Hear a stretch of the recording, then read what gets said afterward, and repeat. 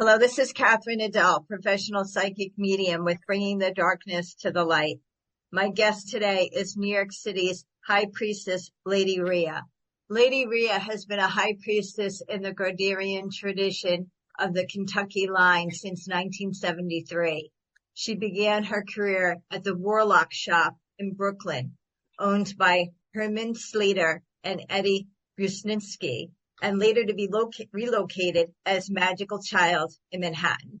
She is known as the Witch Queen of New York and has been an occult shop owner since 1982, when Lady Rhea opened Magical Realms Enchanted Candle Shop, Inc. in Greenwich Village, later relocating to the Bronx, where she cooperates the shop with her wife, Sandra Rivera. Lady Rhea supported the Minion brothers with Lord Gwyndian, also known as Edmund Badinsky, and later co-founded with the Minoan sisters with Lady Mao. Lady Rhea states that she is the Gardnerian and Welsh tradition, but also considers herself all of her children from her high priest and teacher, Edmund Badinsky, Lord Gwyndian. Her children, that is how she calls them, witches who have studied under her and have been initiated into the craft, include Lexa Rosen, author of The Supermarket Sorceress, and Phyllis Currat, author of the Book of Shadows. In 1986, Lady Rhea published her book, The Enchanted Candle, based on the hand-carved, embellished candles she has been creating for years. She published a second book, The Enchanted Formulary, blending magical oils for love, prosperity, and healing, in September 2006, and the revised new edition in 2019. Welcome, Lady Rhea.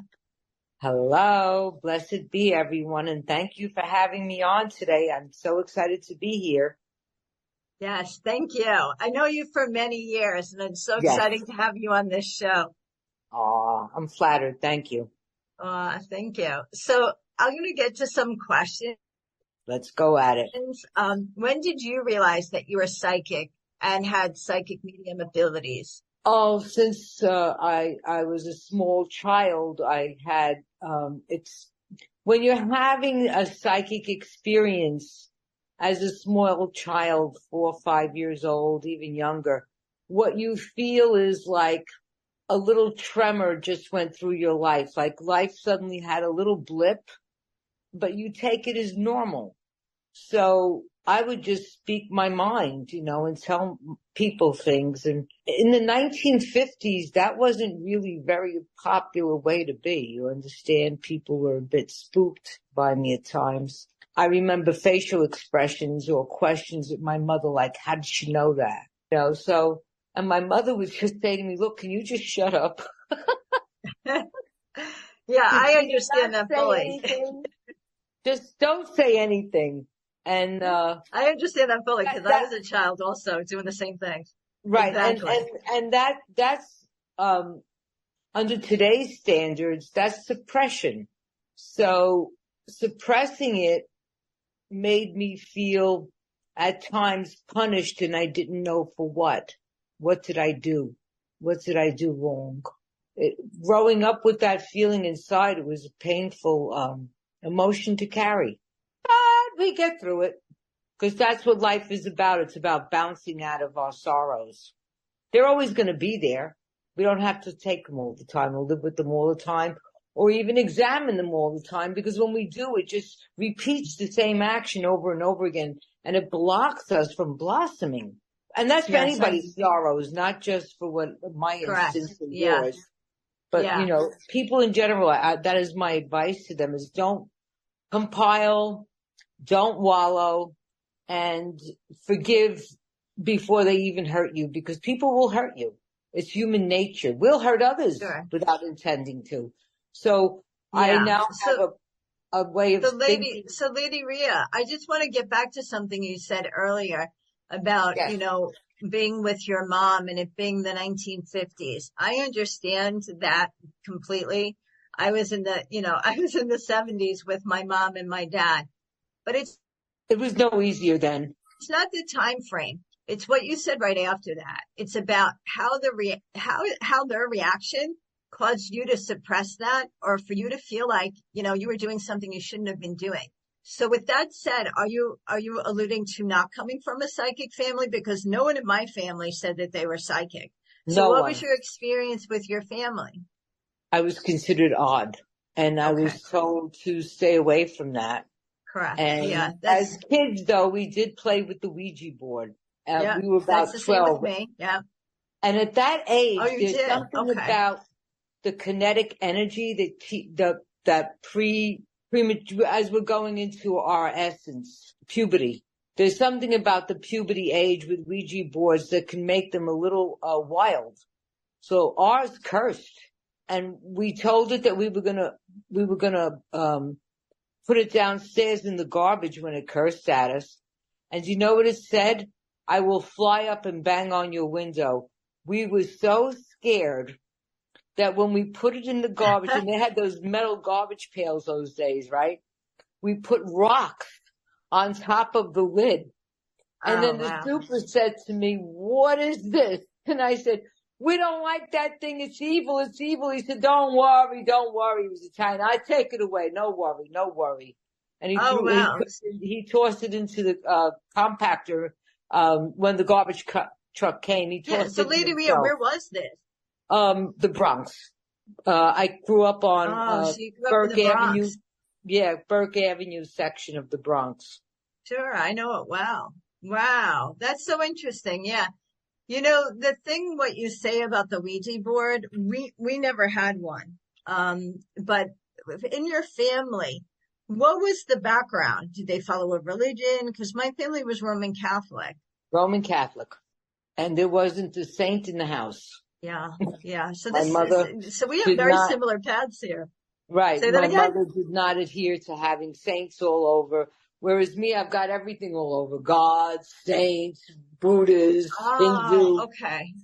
So what you're saying is she didn't have a lot of adoration or having, candles with saints burning and nothing. okay. Not a thing. Burning the candles for the saints is an adoration thing that a lot of Roman Catholics do. So it's interesting that you mentioned that. Yeah. Yeah. Wow. Yeah. So you're talking about your teens. When did you actually start giving readings? So when did you start feeling like you could share information that you were receiving? I was about the same age. I was 12. And I started instinctively reading playing cards. And then when I was about 14, my mother would get prank phone calls in the afternoon saying, your daughter's a witch, and hang up on her. And she would get so upset. And she would tell me, I don't want you to do this. And I would say, but it's a compulsion. I can't stop it. And then I used to go to the Bronx River Park off of Gun Hill Road. And when you walk down through the Bronx River Park, there's a river, and there's along the banks, there are willow trees. And I used to tell my friends, I see this woman like, a Dianaphic, gown, weaving in and out of the willow trees. And those friends are still with me today. They know who I am. And they're like, but you were always like this. So we were not surprised when you started coming out and developing into this faith, and we lost touch. We lost touch for about 40 years. 40 years later, we found each other through Facebook. Oh, the childhood friends? Yep. And they know me to be this way. So I have living people that could Yeah, say so in they probably, history, she was like this as a child. We used to play oh, sure. with gods because we were all fascinated by the movie Fantasia. So Oh, Fantasia and it's also my father was, he went to high school, which he was born in 1917. Most people didn't complete school at that era, and he did. And he used to talk to us all about the Roman gods, even though he was Sicilian. But he wanted us to know our Italian history. It was very important to him. Even where he bought a viewfinder with images of Rome so that we should see pictures of Rome and know about the Roman gods. And he always told us stories about Lupa and Romulus and Remus. So, and we would pretend to be goddesses, me and my two sisters, because he would make what he called ambrosia, which was his excuse to make an ice cream sundae. He loved his ice cream, and he would put ice cream in the bowl with fresh fruit, coconut and maraschino cherries. And he would say to us, "This is ambrosia." And back then we used to buy ice cream from the bakery because that's where they sold it. Ah, okay. Fresh packed, or we'd go to Hoff on White Plains Road and Burke Avenue, which was a candy store that opened up in the 20s. And they were chocolatiers. They were German chocolatiers, and they made their own ice cream in the basement. It was delicious. Fresh lime rickeys, egg creams. I grew up with all that soda fountain stuff in my area. Yeah, so you're talking about a lot of things that will actually generate a lot of memories for the local New Yorkers. One thing I do want to go back to that you had mentioned earlier is regular playing cards. For anybody that does what we do, will understand that not many people can read regular playing cards. I can, you can, and we both kind of started using them as a young child. They're very different than doing an actual reading from a tarot deck. So when you started doing these readings and your mom got a phone call during the daytime, who are the calls coming from? Were these adults in the neighborhood or children? Other kids pranking, other kids gossiping. One friend. Pranking. Okay. Right. One friend could be friends with two other groups who gossip with two other groups. So we don't really know where the calls came from. But they were an adult. It hurt me. Yeah. Yeah. It hurt me because I didn't consider myself evil. Correct. And I didn't, the only thing I knew about witches was the book on the Salem trials was all I could ever find about witchcraft, even though I knew I felt inclined to do magic. I used to do prayers to saints for magic and light incense. Drove my mother crazy. I'm sure having you in the household with the way you're describing was probably very interesting for her. Oh yeah, she was a down-to-earth Taurus. Oh, Taurus. Yeah. You know what you said earlier about your dad, about his culture being, Italian and speaking Both of them were Italian. About the gods and weaving in the history weaving that history in so that you and your sisters would kind of we would do that also. We would do what we call play acting, we'd Right. try to pretend we were doing a commercial or whatever. And there was a lot of that, but I think for people like you and I, we really had a kind of like a higher level to our imagination with some of it because we carried it through further. Would you agree? Yes. Yeah. Absolutely. Absolutely. And I would go to church and light candles. Really great memories what you talked about. And I would go to the grotto. St. Lucy's Grotto, it was erected in 1921 or 25 because a boy had put his legs in the water of a fountain and he was a cripple and he walked. So he left his crutches there. So for many years, like 50 years, 60 years, people who got healed from these waters would bring their crutches. And then they had this other outdoor part that you walked up steps. So you followed the Stations of the Cross, and up each step was a grotto of a saint. There would be Saint Anthony, the Virgin Mary, Saint Michael, Saint Lucy, with the eyes, which was so scary as kids. And then they had the catacombs where you can go inside and walk through these catacombs. It's closed off because it's dangerous and it's in desperate need of repair. But I would go there and do all this kind of candle lighting and praying and everything. From a young kid on, I went there and still to this day go there all my life. I go there and collect the holy water. Yes. Listen, prayers are prayers. Yes. I don't believe in borders. I believe in bridges. Yes. No, I agree. I've been to St. Lucy's many times. I've brought many people visiting to New York. Once you tell someone about it, they immediately want to go. Let's get in the car and go. It's pretty amazing. And in the summertime, you see a lot of people taking jugs of water, and they take the water. They and come turn with around empty and throw it on their gallons, cars and they all leave money. Exactly. Exactly, exactly. And they're throwing the water on just for those that aren't familiar We with St. bathe Lucy's. ourselves in it. Yeah. Yeah, but they're also protecting their cars. They're doing that as a sense of protection, and that's an amazing, iconic place to the Bronx. So I'm Yes. glad we still have it. Yeah, Yes. There's another beautiful grotto, but it's hard to get in to see. It's at yeah. Saint It's interesting Saint because I want to Vincent's. go back to what you were. Mm. Where is that? Saint Vincent's is the school, Mount Saint Vincent in Riverdale. Oh, in Riverdale. Oh, I didn't realize they had a grotto in there. This is when you walk in, it's a big grotto. Okay, one big grotto to the Virgin, but it's got a magnificent fountain with carp in it. My daughter was a student there. Beautiful campus. Ah, yeah. I'm not familiar. Yeah. So Well, what else did you want to know? another shout out to the Bronx. I'm a Yes. little Yo, fascinated with the Bronx. Bronx. I know the Bronx, right? So I want to get to you in particular, though, spending a lot of time in New York City. So when, as a kids, they were calling you a witch and stuff, when did you actually realize that you wanted to become part of more of a formal coven Around or be more 1970. affiliated working with other witches? When did you really feel the pull? Around 1970. Um, Okay.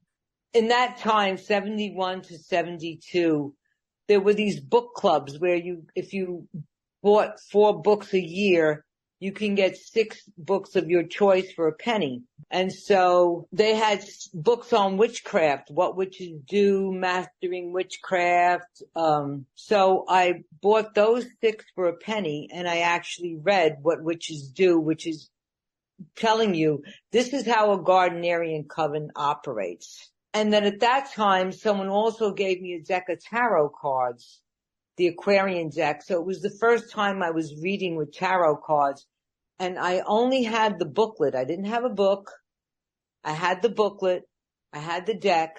And I was persistent on reading with it. Anybody that would sit still, and I had to look up the answers, I didn't care.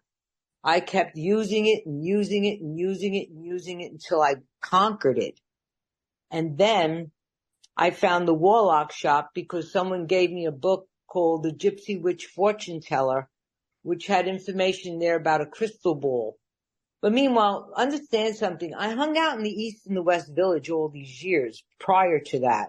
I went to the Fillmore East. I saw Jimi Hendrix and Janis and all the, great singers of the time.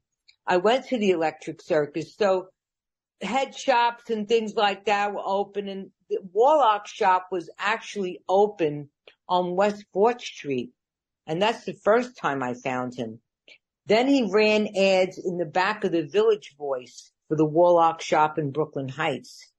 And in that book, they talked about a crystal ball. So I called him up and I said, do you have crystal balls? He said, yes, I do. And I said, yeah, how do I get to you? And he told me. And we went down and I purchased my first crystal ball, and I bought mugwort and charcoal because I was already burning Gloria incense years prior because we used to buy it from this Byzantine monk in East Village who had an incense shop. So I was already burning Gloria at age 15, 16. So when he sold me charcoal with mugwort, he said, if you burn mugwort, it opens up your psychic senses. So I would set up the crystal ball. There was this musician at the time called Deodato who did electronic music, and he did a famous piece called Pavane for a Dead Princess.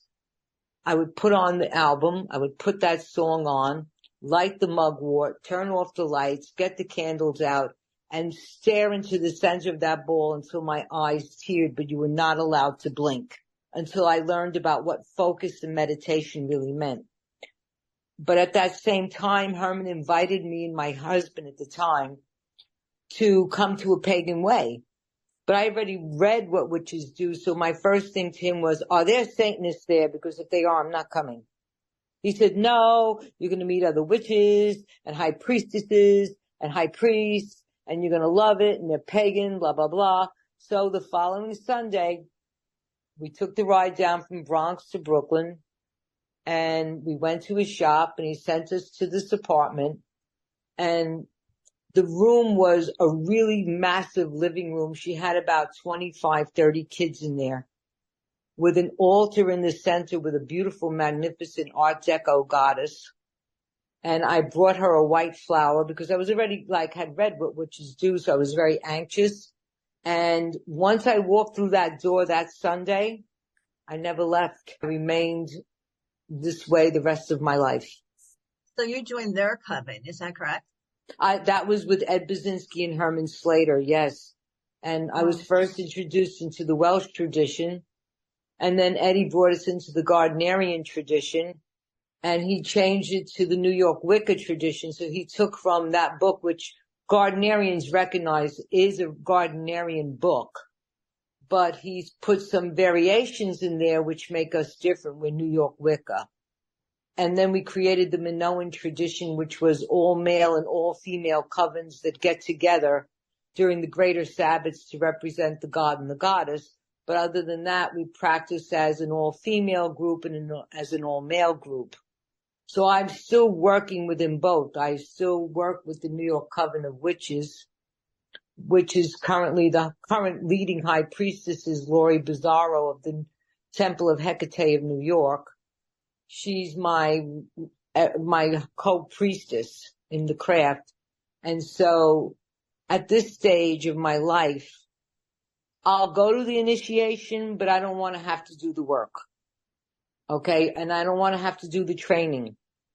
So she does that. I run the Minoan Sisterhood with her too, and my other sisters that are in the coven.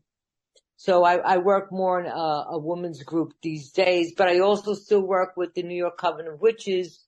And we have a lot of events at the Immigrant, which is the original enchantments on East 9th Street. Yeah. So I'm gonna actually get to that in a minute, but I want to go back to something you said earlier. When you talked about this period of time, very early 70s, many of the listeners may not realize, but can you explain how popular witchcraft was in the 60s and 70s? Because I'm good friends with Lori Bruno. She's from Salem, Massachusetts, and her brother, who she considers her brother, is Dr. Leo Louis Martello. And he had done a tremendous amount of work around that time in New York City. Yes, so I was in coven with him too. Oh, good. So can you speak to this, like how times have changed or what it looked like during that period of time? We were taught that we are the hidden children of the goddess. That was our motto. And the reason for it was because it was still very difficult to come out. I lost friends over this. People didn't want to speak to me anymore, that I was doing this because they were very devout Catholic and they felt that I had walked into the devil. And I tried explaining how it wasn't the devil. And then, the way of operation back then too was some were robed, but most covens was what we call sky-clad and naked. So that was also still a very 70s thing with love and all that. And people assumed because we were naked, we were having sex within the circle. No way. Okay. I still had my ethics and my standards about my life. I wasn't having no sex with no strangers. And most of the men, except for my husband, they were gay. So I was kind of safe. And I never knew of anyone or any circle that ever did that in my time of history that said to me, we have orgies during circle. No one's ever said that to me in the Gardnerian, the Welsh. Everyone is strictly really gathering together, not for the purpose of creating magic, but for the purpose of worshiping the old gods, the mighty ones and our ancestors. Yes. We are really a religion of worship, and we have laws. We can't just go out and do what we want to do with magic either. We have very strict laws. That's correct. Yeah, that's correct. Yeah. It's interesting, and I'm so glad that you touched on it, because sometimes people don't touch on, hot topics. But what you touched on is an important point to bring up, and that's misconceptions. And what you talk about, people don't know what it's about, maybe act like they know what it's about, but they don't know what it's about. And then they spread the false advertising has been going on ever like since you they said, learned how about to misconceptions about what correct.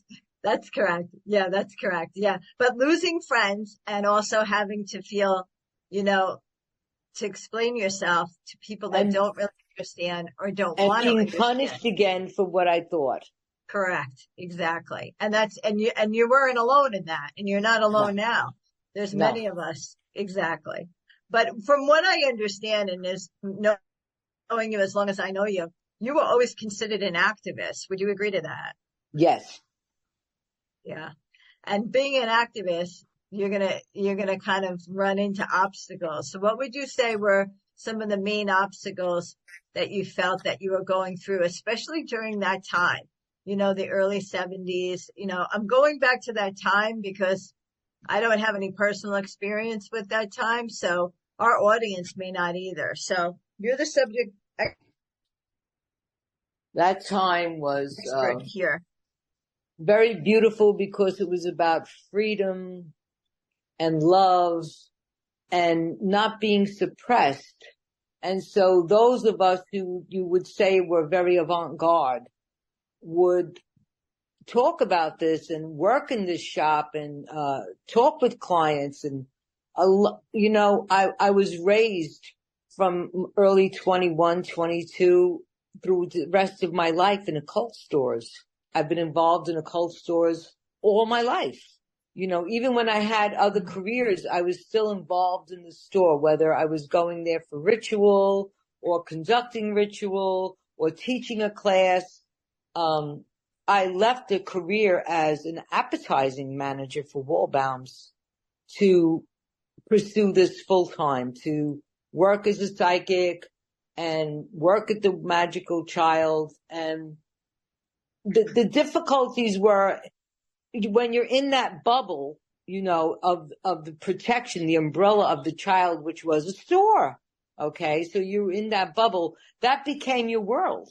You hung out with other pagans. You found people of the same interests. We were all cut from the same cloth. So you found community. And still I managed to live outside of that community. I'm still very good friends with a lot of Catholics, a lot of Christians.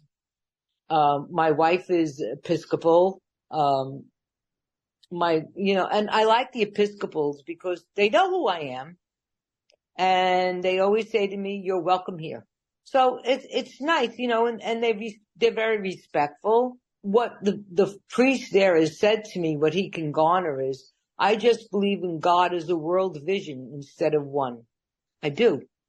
I don't care if you call it God, call it goddess, call it the all, call it the mighty all. It's this magnificent energy that just sends different shots of light to the earth, and it appears as Buddha, it appears as Kuan Yin, it appears as Tara, it appears as Aradia, it appears as Juno, as Hera, as Zeus, as Mercury, as Ganesha, as Lakshmi, as Shiva, as Vishnu.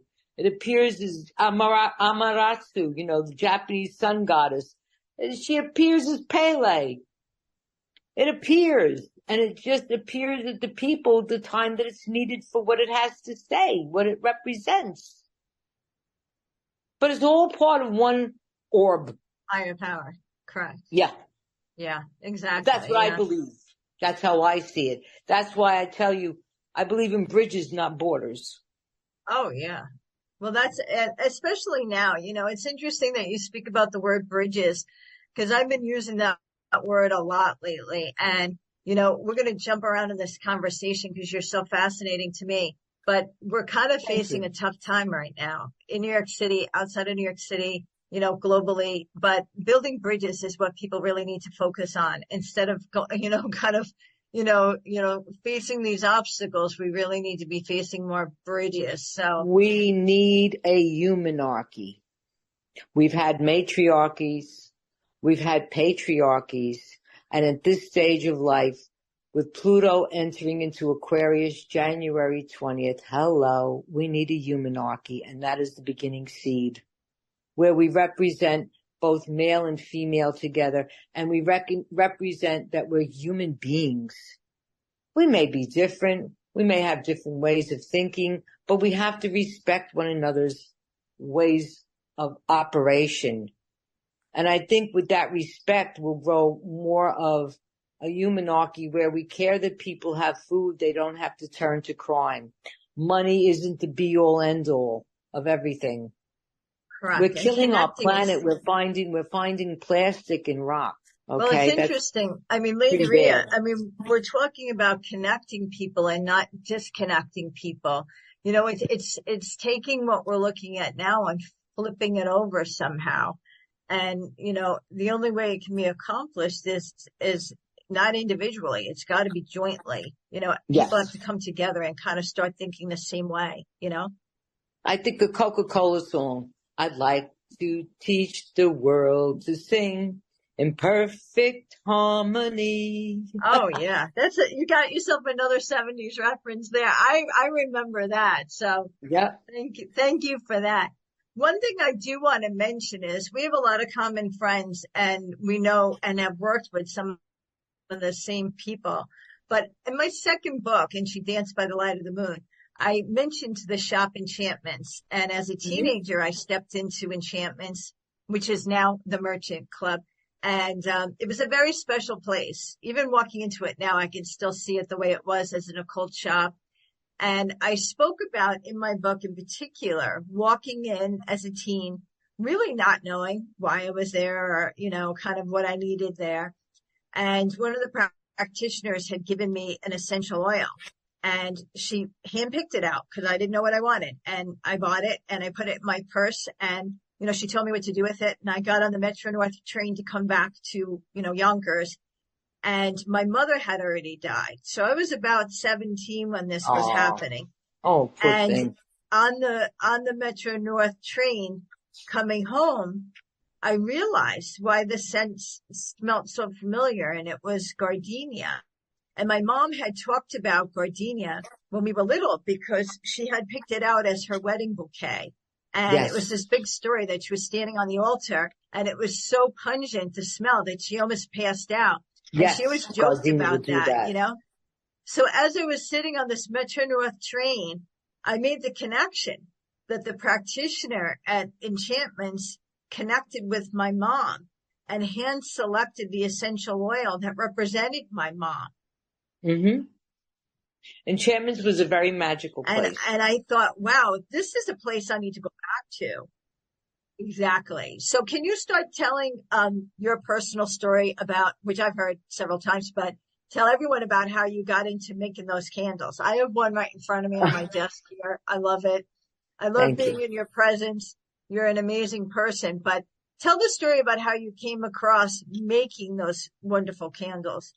Well, I was the floor manager for the Magical Child, which means I didn't handle the finances of it. Herman and another gentleman did that. I handled everything on the floor, all the merchandise. And so Herman was going to lunch and he said to me, I left a blank check signed. Crusaders making a delivery, count the cases, which I was an appetizing manager. Believe me, I counted very intricate deliveries against my order. I knew what I was doing. So I counted the boxes. They were perfect, matched the colors. It was perfect. Made out the check, gave it to the man, and went in the back to do a reading. Now, the readings were done in front of the oil office on a small cocktail table, a round cocktail table. So there really wasn't a lot of room there. And you're kind of sitting at the end of the books and facing an oil office. So privacy was not supreme. So I'm sitting there reading this lady and she had a very sad time. You know, she had 3 kids, left her husband, living with her sister, no money. And we kept our reading money, but part of the purpose of keeping our reading money was that we had to create a certain amount of sales. And Herman had these spell kits. They were $25. A lot of money for this lady. The reading was only 10. Tell her to buy a $25 spell kit.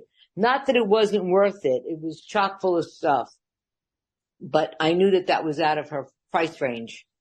But it didn't matter. I would have sold her a candle anyway. So I'm sitting there reading her and I'm trying to think of what I can give her. And I hear Herman cursing me to death with bad words attached to it. I'm going to kill effing Lady Rhea. I go up front and I said, what did I do wrong? He said, you signed for pullouts. I said, what's a pullout? He grabbed it out of the box and shook it at me and said, this, you Meshuggah abroad, this is a pullout, which are more expensive than straight poured candles. And this green candle was bopping in and out of the glass. And I recognized it like a giant votive. I said, oh, give me that thing. I grabbed it. I ran back to the oil office. And because we did our own newspaper, Mother Earth News at the time, we had X-Acto blades back there. We had honey back there. We had gold glitter back there because it was for the charm bags, the Wanga bags.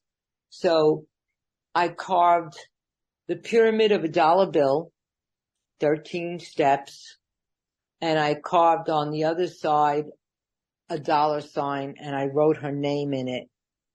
And I covered it in probably Tonka oil because we had Tonka bean oil, which I loved at the time. Can't get it now. And I took wax paper, I put it down on the counter, I threw gold glitter on the wax paper, and I literally rolled the candle in gold glitter. I went up front to Herman and I said, how much? And he started dancing in his chair and doing his little song. Oh, he would get all excited and move his torso around, and he looked at me and he said, $3. I said, sold. I carved all of them. Or I managed to sell all of those cases and continued on and started keeping file cards on what I was doing. And when we left and we opened up Enchantments, we literally survived on those $6 candles. But by then I was already tapping the glitter design. And at that time we only had chunky glitter, but I was hand glittering all the candles already by then. And, then in 83, I discovered fine glitter and went out of my mind. And now one of my best daydreams is to go to where the glitter factories are housed and just go through there and say a pound of this and a pound of that. And I want that and make 2 pounds of that one. I would love to go through all the hundreds of colors they have. I'd love it. But, it's interesting. It's interesting that you say this because when you mention chunky glitter, I think, what is that? So what is the difference of glitter? Because I'm not an expert. Okay. Chunky glitter is glitter. So are there different glitters? Right. What you worked with and what sometimes when you go to the craft stores like Michael's, you'll see a big fat jar of glitter. And it's chunky, meaning it's big sparkles. Trying to get big sparkles to follow an outline is not easy because remember, when you're using the glitter, it's always going to be wider than the carving, than the etching. So it doesn't leave you much room for the finer part of the design. Whereas the more powdery ones that they sell today are heavier in weight and they fall into the line when you're hand tapping. Because I actually oil the candle and I literally tap glitter out of an open mouth jar, half-ounce jar, onto the actual design that I follow. And if there's fine work inside or little inscriptions, they're there, but you'll see the basis of the candle outlined. Like Fast Luck, for instance, has a lot of little symbols. Yeah. So just so the audience knows, I went to you had an anniversary to the Enchantments at Immigrants about a year ago. It was around Valentine's Day. Yeah. And there was a table of candles. And as I picked up the glass, it's like a votive, you're right, but it's taller. It's a pillar size. When you pick up every candle at the bottom of it, you have hand in your script. You have what the image is and then what the purpose of the candle is. So can you walk us through, how often should it be burned? What the colors represent? Because I remember picking one up and you looked at me and you said, that's pink. And then you kind of like winked at me. So every color has a meaning, but also every candle has a purpose. So can you just kind of like review this with us? There's over 50 seals I work with. I don't know what I have, 55, 65. I have no idea. I don't ever count them. Each candle design has a purpose. And when you read the Enchanted Candle book, you look up, and you say, well, me and my boyfriend broke up, and you'll find you just read through them and say, well, love healing, I need this. Love uncrossing, I could use that. Uncrossing, absolutely once a month, you should uncross yourself. Uncrossing means to remove the emotional debris that you've collected over the month. So that's why I tell people they should do an uncrossing once a month or every couple of weeks, months. Remove, when you start feeling like things are heavy and spiritually blocked, missing opportunities, that's a good time for uncrossing. It's to remove the crosses that others have placed on you to bear.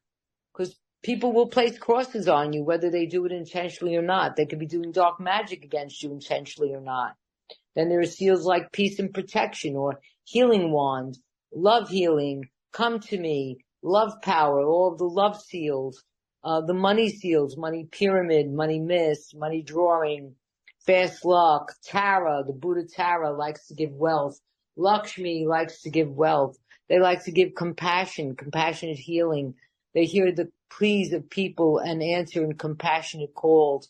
I have Great Mother, which is a seal I created in 2000, on New Year's Day. I created it, and it's for the support of Mother Earth, support of the Great Mother will have your back. So there are different ones. There are angels. There's sex goddesses like Pombagira from Brazil, the female Eshu. I mean, there's all kinds of things in there.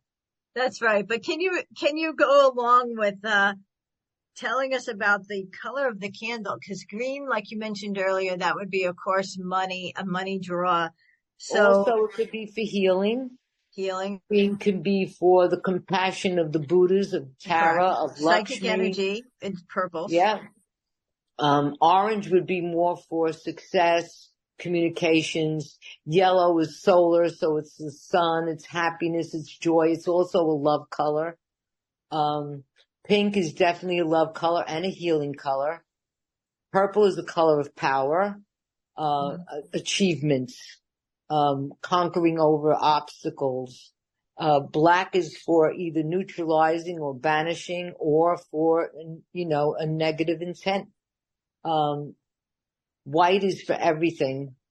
White can represent any color, but mostly we use it for either like Tara, or one love candle is white called Femme Blanc, which is to remove old karma or past life karma in a relationship. So colors can kind of bounce around.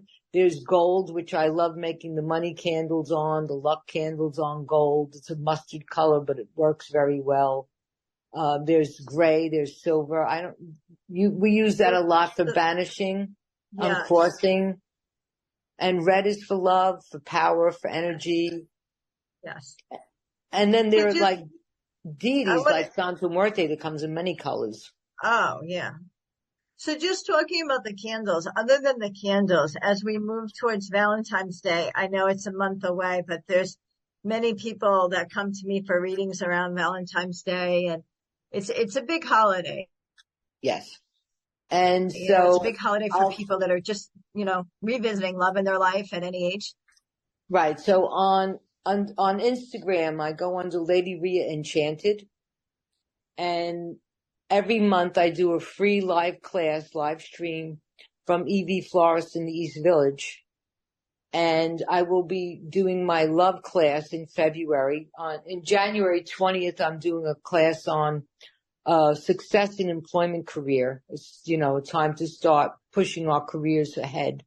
Next month in February, I'll be doing a class on love, and I'll be talking about all the different love goddesses, love candles, love herbs. Herbs are like really, a big part of my life, having grown up in the occult business. We always have worked with herbs, and, even starting out, before I ever found anybody, I used to just boil herbs in a pot on my stove to make my house smell good. Exactly. Yeah. It's interesting that you talk about herbs because that's part of what we make. We make the mojo kits, we make herb kits, right. And that goes along with your candles. For those in the audience that aren't aware of your candles, you have herbs at the top of the candle so that when you light your candle, there's just a fine layer of herbs at the top. Yeah, sometimes I stopped doing that so much because it causes burning. I Oh, used to okay. put herbs in the bottom, but when it got to the bottom, if people didn't put the candle in a bowl, it exploded. So if they buy my book, they can Oh, go, wow. there's sacred spell bowls in my book, which talks about putting your candle with a letter of intention inside the bowl and adding different offerings, wine, flowers, herbs, candies, syrups, honeys, hundreds of ancillary items are all can go into a sacred spell bowl. And then your candle can burn safe because it's in a fluid, whether it's water, wine, juice, it's in a fluid. I think all people should burn their candles in a bowl with water because they Yes. do Yeah. cause fires. Oh, yeah. Well, you have to be careful with candles any time in the house, especially when you Yep. have pets. Exactly. Yeah.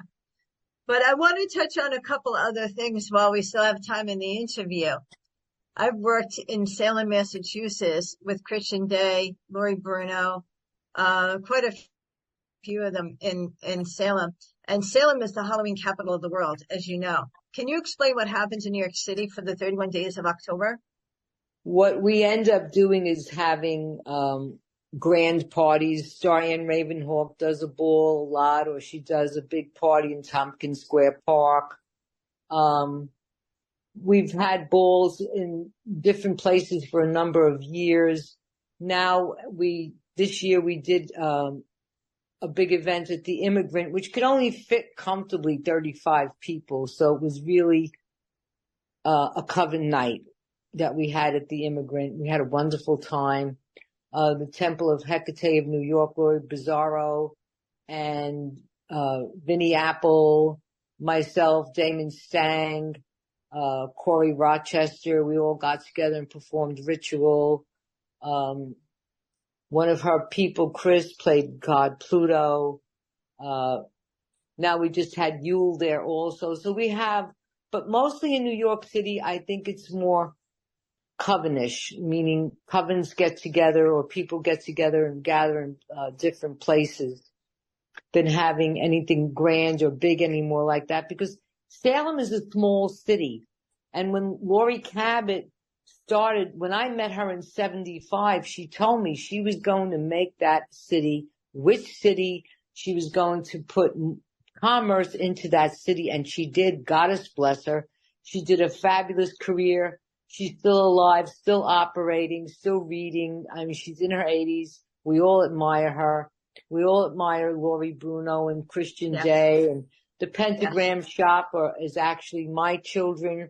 Leanne Marama and Tim Reagan Oh, are yes. from the Good New York friends of Covenant. mine. Yep. Yeah, they're from the New York Covenant witches and the Minoan tradition and the Welsh tradition. So, and Paul Orr is there who also worked for the Magical Sure. Child. So, Yep. I we know all have Paul this, well. we have this Yeah. thread between Salem and New York City since the 70s because Carol Bouzone, Lady Mayu, my partner in Enchantments, was the one that brought us to Salem. Herman was in contact with Lori because he sold to Salem, but Carol made the friendship connection between the two cities start. We thank Carol Bouzone for that, Lady Mayu.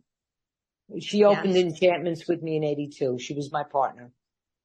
Yeah. And we're still friends. Yeah. And that's one thing that you had mentioned earlier, and we kind of breezed over it. But these shops, they're not just there to give readings and they're not just there to, sell merchandise, but they're education spots. We're the They're portal. a place to really, yeah, they're the place to teach and, have people learn and understand. And that's one of the biggest things. Even one thing that Lori Bruno had taught us many years ago is to have a journal, and it's not just your experiences, but it's the work you do. Like if you had made a candle, like you talked about earlier, you started making index cards. Like everything we do in this work is documented, and that's part of working with a journal. So it's just passing on from like what your experiences are, my experiences are. It helps everyone kind of understand this work a bit better. Yes, I agree. Yeah. Yeah. It's interesting because Halloween, I speak about it in my book a lot, but, My dad had a strong interest in Harry Houdini, and that's why he was really strong about me getting tested in England at Arthur Findlay, and then again certified with Forever Family Foundation. And he was really kind of concerned about charlatans, just Yes. the word and the concept itself. So I'm sure, in your life, you probably experienced similar to that. Would you like to speak to kind of any of that? Yeah, of course. Over the years, I've tried to help people not get, taken in by people saying, oh, $2,000 and everything will be okay, and I'll take the voodoo off of you. They're playing to people's vulnerability. So knowledge is power. This is why I like doing that free class for anybody who wants to watch it on Instagram, because it's at this age, at 72, giving back to the community feels absolutely wonderful. I'm enjoying this. I have no pressure that I have to charge anybody for anything. They're free to watch it. They're free to attend. I try and give as much as I can in the hour and a half that I do the videos. I've done, the trump cards of the tarot. I've done classes on the gods of prosperity, the gods of peace and protection, house blessing, uncrossing, solar blast. What does it mean? Why do we do it? How does it work? Success, love classes, money classes for the holidays. I talked about peace and prosperity, because for the holidays are very stressful. So the first thing I did was a simple spell with using water, a wine glass, egg white, a candle, and a plate. Anybody can do it. You got a dozen eggs and a dozen little white candles. You have an instant uncrossing as often as you need it. You know what I mean? Yeah. I talked about herbs you can buy in the supermarket and put together and make a nice charm bag. You have them in your cabinet, probably. You don't even realize it. Exactly. You have cinnamon, you have bay leaf. You got it. Very good. Wow. So, just one last thing before I'll have you plug all your social media. But I do know that you've written some books. So let's just get back to the books that you wrote and where they're available. I know one of them is, I think you said something about a connection with another country, one of your books. Is that right? Yes, I was recently published last year in France. It's called The Grand Book of Candle Magic. And that's available in France. I can't even say it in French. Le Grand Magie Bouger. That's a wonderful honor. Well, let me tell you, that is wonderful. Well, see, the covenant that's attached to me in New York Wicca is in France. And he had my book because he actually helped, Benjamin Diorzo actually helped with the cover. And so, of the Enchanted Candle book. And so, he gave it to his coven members, and Athanel, one of the girls, said, I can translate this into French. And she did. And then they brought it to a publishing company who decided to go ahead and publish it. And they sent me a check. It's a legitimate publishing company, very kind. Their workmanship is beautiful because they had a book designer actually design the book. And they put embellishments on each page. It's really a beautiful piece of work. And so, I believe that's available on Amazon. The Enchanted Candle book itself is available on Amazon, and the Enchanted Formulary book is available on Amazon. And both of those are published by me and Alexander Cabot, my dear friend and one of my priests in the New York Coven of Witches. He didn't like that you couldn't get my book anymore. My book, the candle book, was being sold online for like $700, $800, $1,000. And I was so disheartened by that. My book was bringing in a lot of money for whoever was selling it, but that it was become so unavailable to the general public. And I wrote the book for the general public so people can do this, so shops can do it. I created a small industry. I'm very proud of that. There are many shops making my candles and making a living from it. That makes me happy. That's a great thing to have given back to the world. And the Enchanted Formulary. Yeah, it's wonderful. This time around, when I published it with Kensington and it came up to the chapter of the Crystal Collection, they responded that it was too big and that they couldn't include it. So I was very disappointed. So when Alexander said to me after he published the Candle book, would I consider republishing the Enchanted Formulary? And we had to go through all the legal trouble of making sure that the rights went back to me before I published it again. And now it was about typing all of the new formulas I had made since then. So there's 55 crystal formulas. There's a tarot section. There's a planetary section. There's a Sabbath section. And there's a Lenormand card section, which is one of my favorites because I took the 36 Lenormand cards, broke it down into 3 cards per fragrance, and I have 12 fragrances, and it tells you how you can pick a card that relates to what you want to create, then correspond it with the fragrance, and you can take the fragrance for man, woman, ring, house, and fish, and make a personal oil that when you get married to this man, you want it to have an engagement, you want it to be offered to you, and you want a house, and you want money in it. You could mix fish with woman and something like messenger so that you have this message out there that you want to make money in your career, or bear, so you can mix different Lenormand card oils and create your own oil, personalized oil for your need. Oh, sure. Wow. Well, this is great. I can't thank you enough. I want you to be able to plug your social media before we go. Okay. Well, on Instagram, I go under Lady Rhea Enchanted. On Facebook, I have Lady Rhea, and on TikTok, it's Lady Rhea Enchanted on TikTok. I have 1,300 followers on TikTok, so I'm getting ready to do my first TikTok live in the new year. But I love great. live streaming on Instagram. I really encourage people, go on there, find the classes. You'll see the little arrow in the middle. Hit on it. Listen for the first minute. See if it's something you would be interested in learning or not. But I share a tremendous amount of free information, and it's my way of giving back to the community and to thank Edmund Basinski, Eddie, Lord Gwydion, and Herman Slater, Lord Govan, my teachers, and whose shoulders I will always stand on, because these great men made this possible. They opened up that portal for the rest of us to continue on. And I want to remind everybody, witchcraft is a religion, not a spellcaster's union card. Correct. Okay. Yes. We do worship the gods, Mother Earth, our concerns about healing the earth, healing the planet, healing others. We do all kinds of magic. But being that is my faith and my actual religion, it opened up the door for me to find all these other ways of expressing magic through candles.